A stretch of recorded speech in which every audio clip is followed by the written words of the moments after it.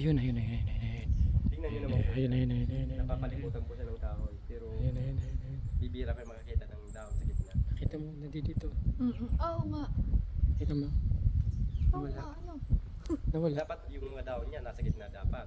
Mm-mm. Ayun, Kaya ayun, sa ayun. dami po Ayun. ng bagyong dumadaan dito sa atin, dapat yung mga punong nagtutumba, may lalagay dyan.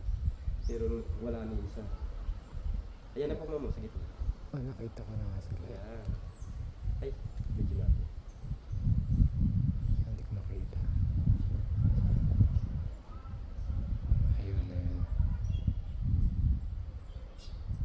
Ganito lang.